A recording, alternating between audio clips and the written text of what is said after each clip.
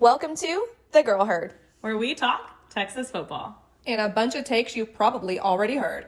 But not from us. Back from Florida game. I know. I thought you were about to start the chant. Sucks to be. To A be Florida a Gator. Gator. Well, it was like they were like this. That's hilarious. But I mean, honestly, I feel bad for them slightly. However, shout out to their traveling. Like they have the biggest travel crowd, I think, out of any SEC team we played so far. Yeah, I was really impressed. They when they did score in the third quarter, might you add, their crowd was still pretty loud and there was a lot of blue, which we talked about too. So smart of them to pass the memo of coming in blue so that the orange doesn't just blend into ours. But yeah, I mean, even I feel like we saw some cute outfits from them too, which I liked. I was like, oh, that is actually cute. I know we were staring at all those people as we were in our on the way there, like, oh, what are they wearing? Yeah, they got a good color scheme going, not gonna lie. But yeah, it makes me curious. Like they did have a big fan base. So do a lot of them just reside in Texas or did they all travel but It's a good question. I also just enjoyed, I know that this past weekend we had a larger friend group for the game, and one of yeah. them was a Florida alum. And so he and I were talking during halftime, and he was there during the Tim Tebow era. So I feel like that's interesting because that era was also right around the time that we had gotten our natty. Like we were 05 and I think they had gotten the back-to-backs in what, 06, 07, I believe. And so that time of college football is just so legendary. And I feel like whether you're for Florida or Texas, we essentially our golden eras were the same era of late, early 2000s for Florida with the Tim Tebow, Chris Leak, and then of course us and VY. So I was speaking to one of the gentlemen that happened to be part of our friend group for the weekend, and he's a Florida alum. So he was just telling me all about that and how he was in undergrad during the Tebow time. And so I think the fan base is, whether you are for Texas or for Florida, we're excited to play each other because of that, and also just trying to will our squads back to that type of glory, which obviously we're much closer to than they are right now. Oh. I mean, it's just facts. No shade. But I mean, again, the nature and visit of college football at this point is so up and down, right? Even this season, we've seen it in the upsets that have happened and the change in the top 10 and whatever it is. It's the landslide is going to continue to roll and roll and roll. So you really never know. Stick with your team, right? The definition of being a true fan, because it's going to waver. Yeah, there was someone that came at me on text messages during the first half saying that we needed to lay off the gas and chill out because we were dominating them. And I was like, look here, Florida almost beat Georgia. They came close, and who has beat us?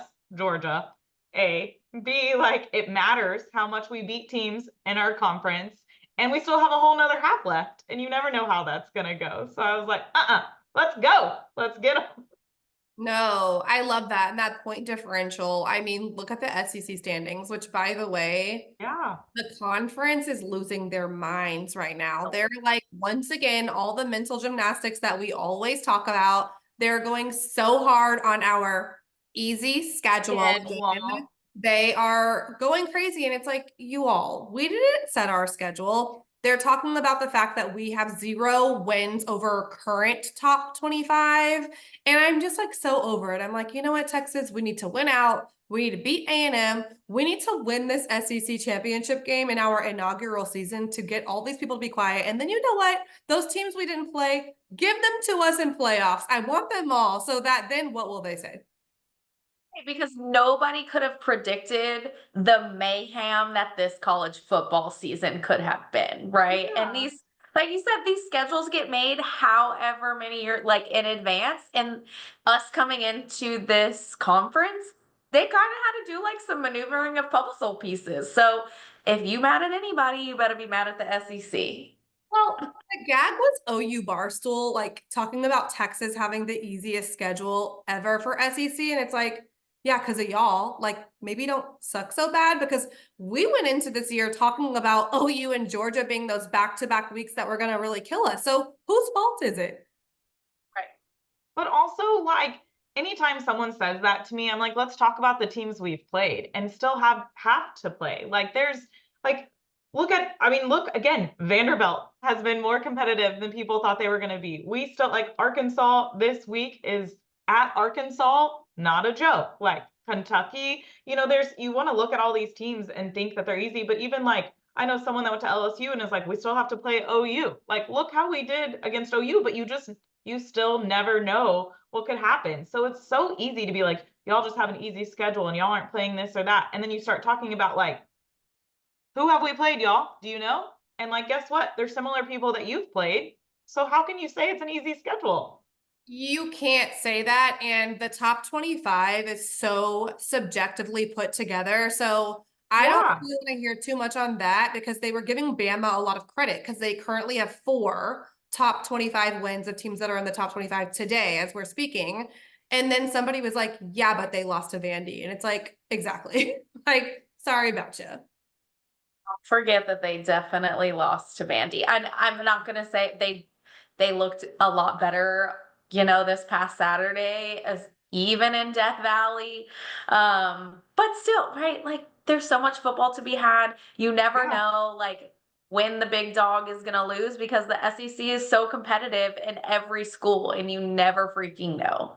Never know. But I did want to ask you guys like your thoughts on our offense because I know that that was something that we highlighted previously of something we wanted them to work on in the bye and come out this game really strong. What'd you think? Yeah, I mean, I think they did. Like, I saw a difference. I liked that they added more weapons. It was so nice, obviously, having Isaiah Bond back. Like the trick play, if you will, that they did in the first quarter was amazing to see. Like, I really just think, they did some work. You can see the different team. They came out with confidence. They continued like us honestly continuing on the gas showed that as well. I mean, obviously we're talking about offense and I think they did well, but like defense, like well, I guess we can say both, right? Because defense had multiple interceptions, but also offense was able to capitalize on those. And that's not something that we saw. And, at least like, let's talk about Vanderbilt or like Georgia. Like there was just things we weren't able to capitalize on and we did in this game. And that to me is a difference as well for offense and defense just continues to show up. Definitely. I think on this pod and like all the other pods about Texas or conversations, the word confidence was like the theme word from our last pod. And I think everyone who talks Texas football was utilizing that word. And at the beginning, we actually were struggling a little bit. It was 0-0 for a while in the first quarter. And it was kind Mhm. of like, okay, it's a little hotter than we thought at this game. It's 0 points, we always say hashtag no sweating, and we were kind of starting to sweat out there a little bit. And then Sark really did get confident in his team, and we went for it on fourth down on our Fourth and one, yeah. 24-yard line, y'all. I was like, this is either going to be the smartest thing we've ever done, or it's going to give the other team the confidence that we need. And sure enough, we converted it, and it's what put us back on a heater. And I love what he said after the game. It seems like everything's up in that locker room now. It seemed like it was the perfect game that we needed at the top of November to get us going the rest of the way. So I really liked what I saw for sure. I agree with everything you say. I think that this was the perfect time for us to have this game and for Sark to make that gamble of a call. Like he showed that team, like, I freaking believe in you and I'm going to stand on it because we're about to go for this 4th and 1. And we worked all that last week when we didn't have to play and look what happened, right? Like you guys showed up. It was the momentum change and shift that we needed. And our offense just took it into overdrive from there. And what more can we say, right? Like we've preached and preached and preached all year about our defense. And I just like they're unbelievable to me, right? Like there are some things, right, with the run and stopping the run. But again, like I think they've had a turnover in every game that we've had this year, which is so impressive. But then too, to see the offense be able to do something and put points on the board after our defense makes stops or gets turnovers is really what we are going to need down the stretch. I Definitely. think, yeah, I like that, like, you know, speaking of like Sark instilling like the sword and like, you know, when they get turnovers and what they do and the celebration, like, you know, teams are living that. Like he now is doing something for celebrations of like turnover margins for the rest of the year. And so it's speaking about, you know, offense and what they can do. And I think like I agree. Like I think it's instilling this confidence in them and they get kind of some, you know, like a fun thing out of it and it's driving them. And I love to see it. Yeah, I like the amount of points we put on the board too, because we're going to continue to need that, especially as we hit towards the playoff and all of that. And I think that was one of the things that was kind of the bad taste in our mouth from the Vandy game. We didn't put as many points on the board as I know that we can. So that was a nice bounce back to see too. And I really hope like we continue to see some of those trick plays as we continue down the road and get into playoffs. Like what else is up his sleeve? Because that play was insane. But the amount of talent and weapons that we have, like open that playbook up, Sark. Like we are here for it. We want to see it. Keep everybody guessing and keep them on their toes because we can run the ball. We can pass it. We can, whatever it is that we're going to do, we have the weapons to make those defense second guess and question what they're going to do to us. I mean, by the time it was the second half, we went down to the student section and we were just like having our own dance party, like paying attention, but also like we were scoring every drive. And that's what we want to see. Like we were relaxed and having a great time, not stressed out. Like the Georgia game, I was telling Bree, no, I was telling Kayla that me and Frank took a nap inside of the Terrace Club because it was so depressing and it was 20-0. And honestly, it helped because once we woke up, the points started coming back in. But I'm so glad this game was like one of like happiness and joy. We keep talking about the games like in our emotional. We talked about it this weekend as well. We were like, we just want a game where we're not on the edge of our seats the entire time and like, please show up. And they delivered. Thank you. Thanks for not stressing us out and letting us have our dance party in the student section for the end of the game.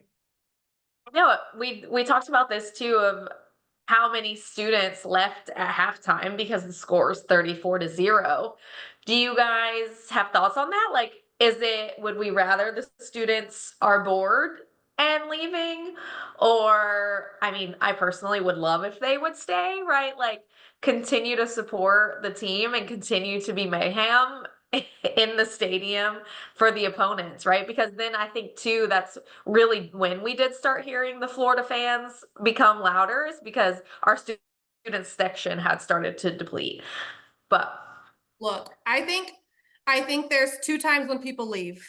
When they get a bad taste in their mouth and it's over and your team is about to lose, or when you go up like that. And when you go up, it's the biggest compliment. So I think that if you ask the team, they'd say that. I think it's like, oh, we took care of business. They're heading out to go to their parties or whatever it is that they want to do. I mean, I personally like it because I can go down to the student section and have room to stand up and dance. I get your point for sure, but I honestly think it's a big compliment in my opinion. Yeah, I was gonna say, I mean, I didn't mind it since we had a little space, but yeah, like I always like, I mean, I think back to like being at the games and I'm like, come on, like you want more people there, you want it to be louder. You know, we can think of other teams that are coming up that are definitely not gonna leave a game regardless. Like, of course, I like that, but I also like I agree it could be score, and also we all know, I mean, it was hot. It's November and it was still crazily hot at that 11 a.m. game, so you know, there could be all sorts of reasons why they left, but I mean, yeah, like I always want a loud stadium for our home teams, but luckily it didn't impact us too much. We didn't need to get mad at any calls. Which that was that is that LSU? is true. Was that LSU that was trying to Yeah, emulate yes. us and then like also didn't get their way, unfortunately?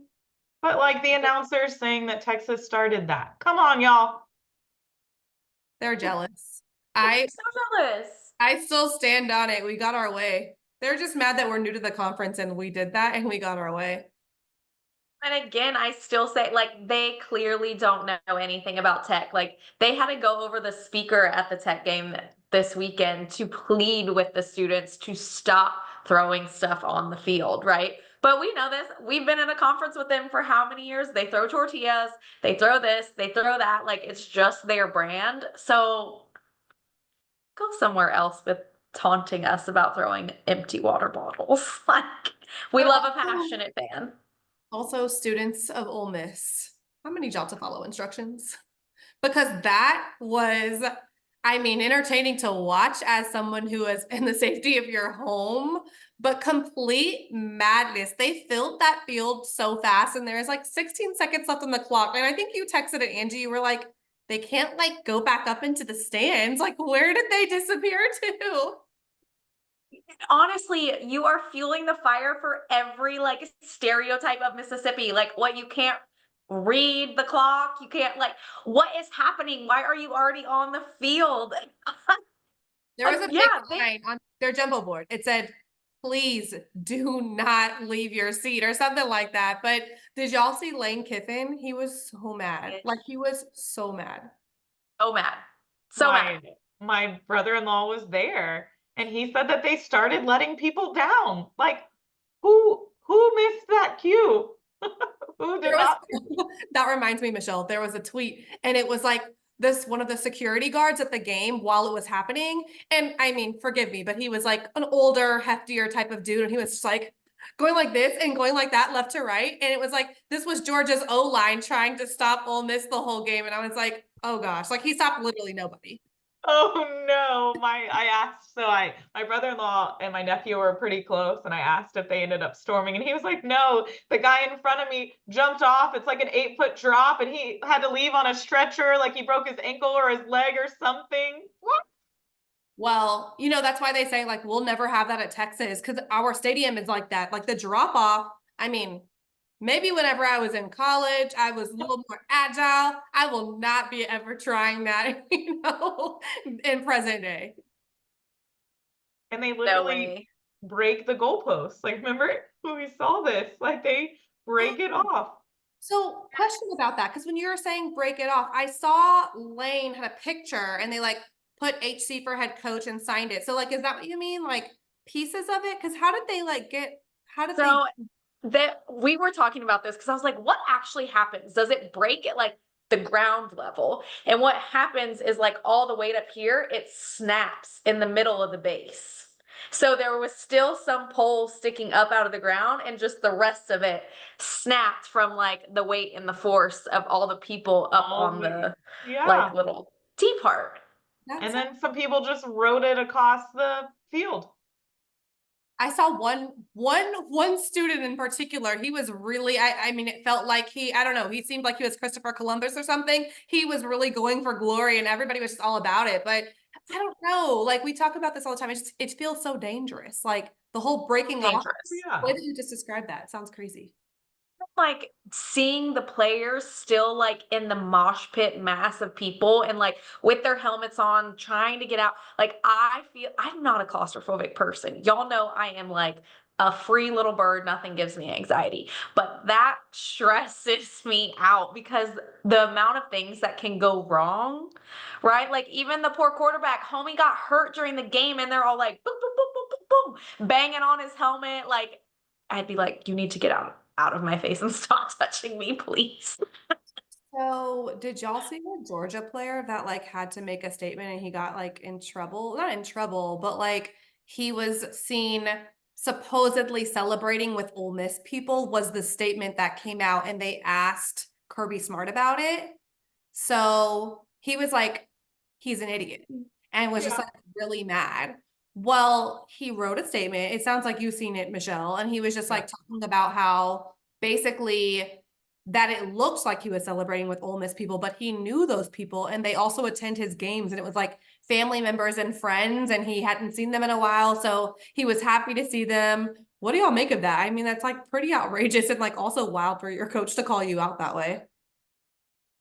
I I saw did it not and see, yeah, yeah. I didn't see the story, but I mean, again, with recruiting, especially now how things are, was he from Ole Miss, or was he from Mississippi? In the statement, and Michelle, jump in here. In the statement, it was something about he knew a player from the other team, Oh, like, and they were wearing Ole Miss jerseys, but then they've also worn his jersey. Like, it was a bunch of like they just knew each other, so there was a lot of shared love, I believe. I Yeah, mean, like it what happens I in the read is they were NFL. like they grew up together. Like they were like longtime friends Yeah. and like happened to be wearing all like I don't know all the details, but it was like they were just friends and it just is this quick clip where they're like hugging each other and kind of jumping up and down and it probably is exactly that. Like just excited to see each other, but it just I mean, of course the clip can go viral and it make looks bad, but like I felt like Kirby Smart being like, he's an idiot. I'm just gonna focus on the next game. I was like, geez Louise. Like, did you even hear this player out, or like, did you just Exactly. like? I mean, add it to the list of reasons why we don't like Kirby Smart, honestly. Like, those are your kids. Like, I'm gonna just say he's dumb and go about your business. Like, you don't want to hear him out. But also, like, they do this in the NFL every week, right? Like, and I get it's like a different stage, but these kids know people from everywhere. Like, their high school friends, the people that they play with outside of school and train with, go to all these schools. Like, you can't expect for them not to, like, want to say hi and see their friend. You know, they talk to them all the time, right? Like, so. Like how many like what you're saying, like how many times do you see NFL people trading jerseys and signing Yeah, them for each other? Yeah. I mean, that's pretty standard, not the trading of the jerseys, but after college games, people are always looking for their friends from high school. So I don't know why Kirby Smart would have that reaction. He probably was in a really bad mood from the loss, but the Inside Texas folks were talking about Sark this week and saying how he's a big like putting confidence in his guys, and we've discussed that a lot as well. And so I think it's just more about like us loving our coach and our culture, and how if Sark was in that position, that would never happen. He would probably go get the story and he would back our player up. And I just love the way that he shows up for the players in the program. And I'll also say I love that L'Oreal has reemerged, and just saw a little tweet today that Sark had his ring back on. So I mean, to me, it's like Texas is up. I'm here for it. we were laughing, love seeing her back in the building, but she did one of the little videos that we wanted to do during the game, which is so funny because the clip is like, stop with the trick plays and run the dang ball. But I'm like, our trick play was pretty freaking epic. So Yeah. Yeah. That makes me laugh because I now wish we would have actually like followed through and done that. If we would have had the same video as her, that would have been super cute. hilarious. Yeah, she looked cute. Love seeing their rings. I love that the public like is all about it and they want to capture these photos and be like, it looks like all is well. Our lovebirds are back together. L'Oreal is attending games again. Like, yeah.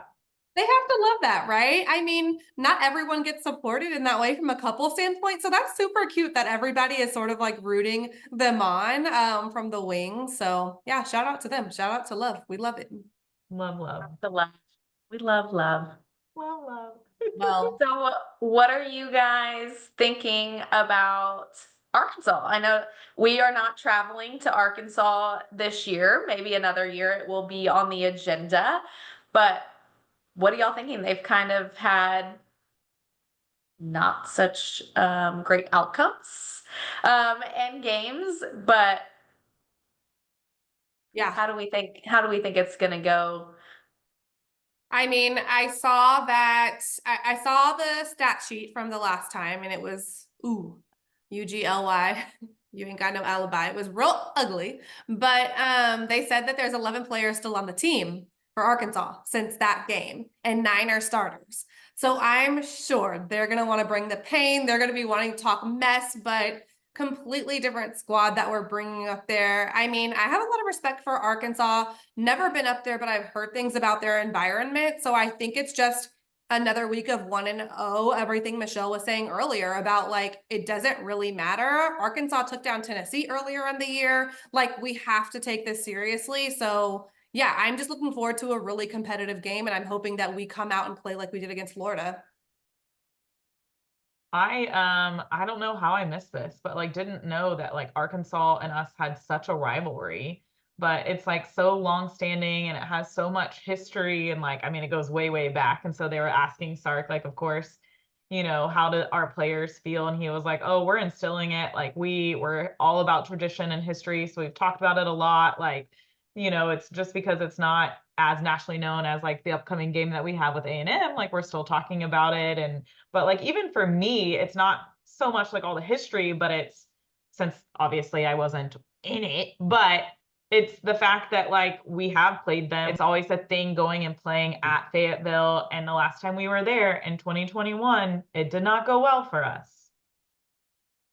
That's true. I mean, we need to set the record straight. I read something today, and I think it was from somewhere in Arkansas. The writer was saying, let's be honest, the talent differentiators are a huge play. Like the backups for Texas would be starting for Arkansas. And I was like, Oh, damn, yikes. True, but harsh, harsh, very harsh, hard. harsh. But again, like we've talked about too, those like lower star kids that have all the heart in the world, you can never second guess them because they will show up and they will play the entire game and be nitty and gritty. And I feel like they're going to be ready for Texas to roll into town. I mean, everyone is, right? And now it's like SEC and all this around like where everyone stands. I mean, And yeah. I was gonna say two things. One being Georgia, calling y'all out real quick. I know we're talking about Arkansas, but you said competitive. Listen, so we were y'all Super Bowl or what? Because why y'all got two SEC losses?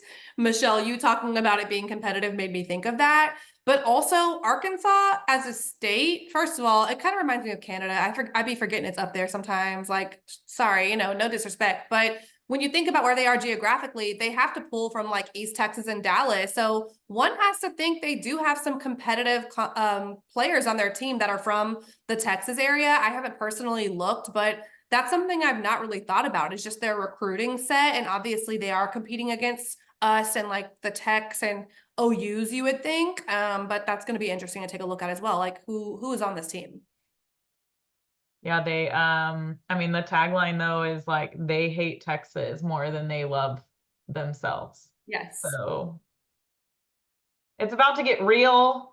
We also have players that played back in 2021, so I know they're ready for this and the drive that they have. And I like that Sark is looking at it like we've been talking about all season, 1-0. Like it's not about how they're doing or what's happening. It's about that we have to win. We want to win out. We want to show them. We want every game, and we're on the road, and it's another 11 a.m. game. Shocking. Lord, they need to go. But Devin, I love that you called Georgia out because it brings so much joy to me watching that game. I was like, Ole Miss made y'all little puppies and not big dogs this week, and I am here for it. It Can I makes pet that me mad. dog?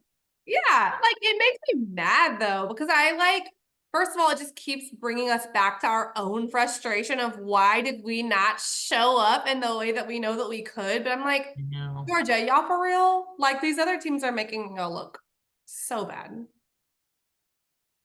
It does make me sad, but like I love that we're playing our best football right now and that we're getting healthier seemingly and hopefully stay that way.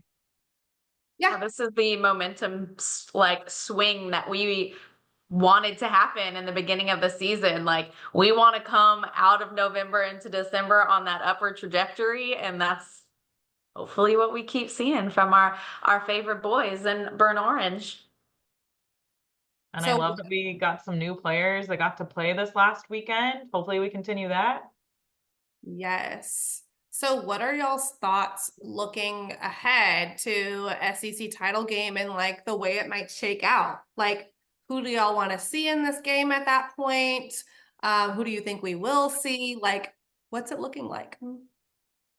Oh, it's so hard for me to even say like who are we gonna see because every weekend who I think is gonna win doesn't win. And so I'm like, what is even gonna happen the remainder, however many weeks that we have left? I'm like, it could be anybody at this point.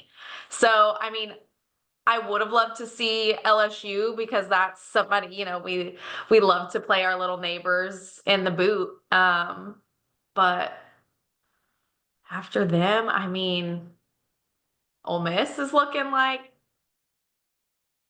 they could swing it. I mean, I really don't know. What's crazy is that A&M has the one loss. Like we could play them back to back.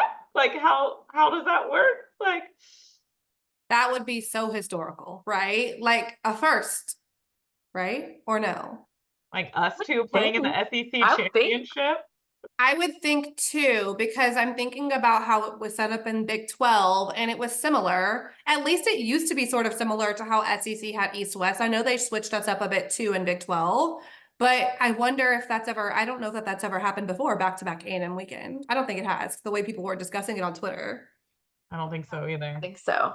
But yeah, now how much even more weight that game holds for us. I'm like, Yeah. No, that's and the why way I wish it was at home. that is why I'm bringing, not that game. That game is going to be a lot. Although, like, I don't know why I felt so much pressure around the A&M game at A&M. And now I'm like so high on our team. I'm like, well, we're going to be all right. But something about if we make it to Atlanta for the SEC title game, do y'all know the wrath of the entire conference is going to be behind the other team? Like anything to make sure that we do not win our first year, like it's going to be hell for our boys. And that scares me because, like, either way, we still have to go to the playoff after that. I did get a great text from a friend at LSU, and he was upset about their loss, but he's like, "I'm supporting Texas the rest of the year." I'm like, "Yes, we're gonna need all the support that we can get because everybody else hates us." Yeah, I mean, I like to hope that we get a few more of those. Like at that point, I hope like whoever we end up playing, I feel like maybe some of people are going to be mad that we're playing whoever else. So like maybe they will be happy for us, but I don't know. I've thought a lot about it, and each weekend it changes who we could play, and any of them, it's going to be a tough game. It'd be cool, of course, to be someone we haven't played, but then I don't know. Yeah, the way my not even mentioning A&M is just wishful thinking. I'm like, please, back to back. How anticlimactic would that be? I know. So how crazy would it be if we beat them back to back? Like we would never shut up and it would be hilarious. And they would be Thought we were unbearable now. just wait. But that's what I was talking about is like Aggies are the ones that are unbearable. Like if we win, you won't hear anything from them. If they win, oh my word. Like we'll never hear the end of it. But we have Arkansas, we have Kentucky, and then we have A&M. And they better make that game at night because I saw that Kentucky's a 2:30 kick, which duh. Is it? Did they They- confirm? Of course. I don't know why I was having wishful thinking for one more night regular season game at DKR. I had my hopes way too high. Better make it a night game. I'm like, what bigger game will there be than Texas and A&M's rivalry being reunited? Like, come on. Do you want the most money or no? Networks. Give us a night game. I feel like we have to at this point because I think it'll be a big game regardless of what happens even the next couple of weeks. Yeah, and well, that week, it's usually rivalry week. So I haven't looked at the rest of the schedule, but I've got to imagine we've got the best and most storied one. So I think we'll definitely get the night game. I'm counting on it. And like A&M plays New Mexico State or something this weekend, and then they play Auburn. So I would assume, their standing should stay pretty well, which would mean it would still be a big game. We shall see, friends. We shall see. Let's end the regular season on a night game at Kyle Field. Ready for it. Let's go.